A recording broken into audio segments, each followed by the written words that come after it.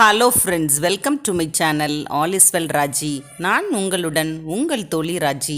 நம்ம இன்னைக்கு பாரம்பரிய அரிசியான சீரக சம்பா அரிசியை வச்சு ஒரு வித்தியாசமான ஸ்வீட் ரெசிபி செய்ய போகிறோம்.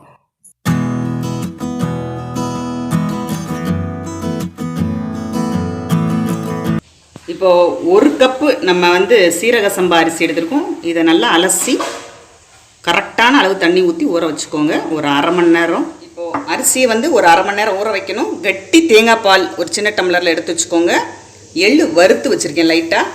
இது சர்க்கரை பாகு காய்ச்சி எடுத்து வச்சுருக்கேன். இப்போது சுக்கு ஏலக்காய் தூள் பண்ணது.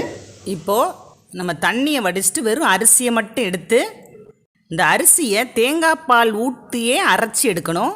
தண்ணி ஊற்றி அரைக்கக்கூடாது, தேங்காய் பால் ஊற்றி அரைச்சி எடுத்துக்கணும். அதில் இப்போ நம்ம ஃபில்ட்ரு பண்ணி வச்ச வெள்ளைப்பாகை கலந்து விட்டுக்கலாம். சுக்கு ஏலக்காய் இதையும் நம்ம நல்லா தட்டி போட்டு நல்லா கலக்கி விட்டுக்கோங்க. இப்போது பட்டர் இல்லைன்னா நெய் தடவி ஒரு பிளேட்டில் வச்சுக்கோங்க. அதில் இப்போது நம்ம அரைச்சதை ஊற்றிக்கலாம். ரொம்ப தின்னாக தான் ஊற்றணும், பெரிய பிளேட்டாக எடுக்காதீங்க, கொஞ்சம் தின் பிளேட்டாக எடுத்துக்கோங்க. பாருங்கள், தோசை மாவோட கொஞ்சம் தண்ணியாக இருக்குது, அவ்வளோதான்.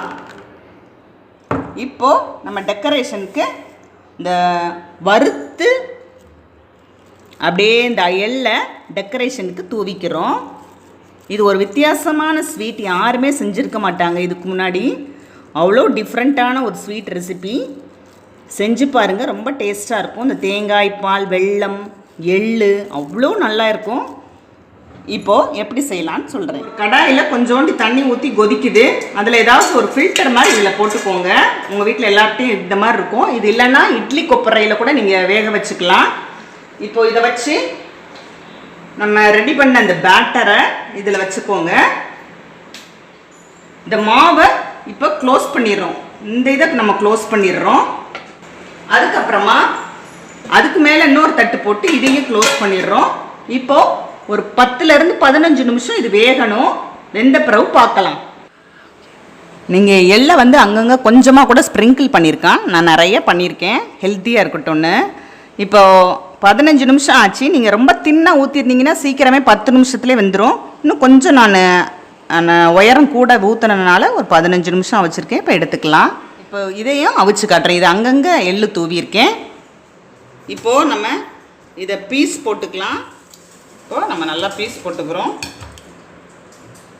எவ்வளோ நல்லா ஸ்கொயர் ஷேப்பில் சூப்பரான ஸ்வீட் கிடச்சிருச்சு. டேஸ்ட்டாகவும் இருக்கும்.